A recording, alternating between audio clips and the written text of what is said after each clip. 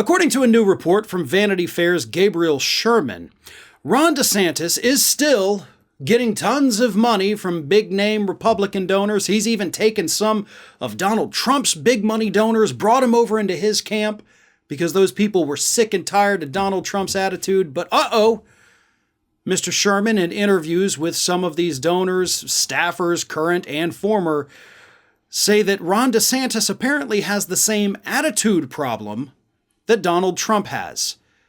So I'm going to read a couple quotes because I absolutely love these.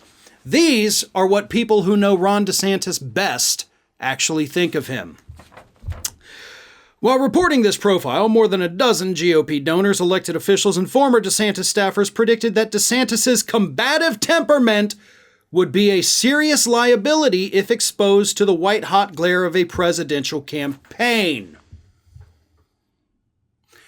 Where have y'all heard that before? Is there maybe a bald, overweight guy on YouTube that's been screaming that for months now at you? Because that is exactly what I have been saying forever. DeSantis can't keep his cool. I mean, I don't even have to repeat all this. You can go back and watch any video I've done where I've talked about DeSantis running for president, and I say the same thing every time. You watch his press conferences. If he takes questions at all, he gets very combative. He gets very angry. His face will literally turn red because he can't handle it. And he is going to fall apart when he is on that debate stage for the Republican primary, if he even makes it to that point. I've said it 100 times, but hearing it come from the people who know him even better than I do, because I don't know him, I know what I see on TV, that tells you something.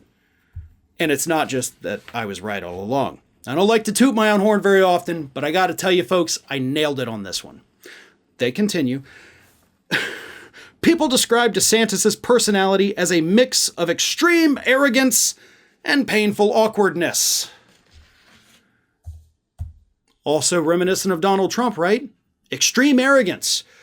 Those who work with him say that he never says thank you. The donors who have put on these lavish fundraisers for him say that the guy doesn't say thank you. He acts like if you work for him or if you're near him, it's a privilege for you to be in his general vicinity. Because to DeSantis, that's what it is. So a lot of people, myself included, always thought that Donald Trump's biggest liability was his temper and his arrogance, but DeSantis didn't seem to have the arrogance. But now we find out that he does.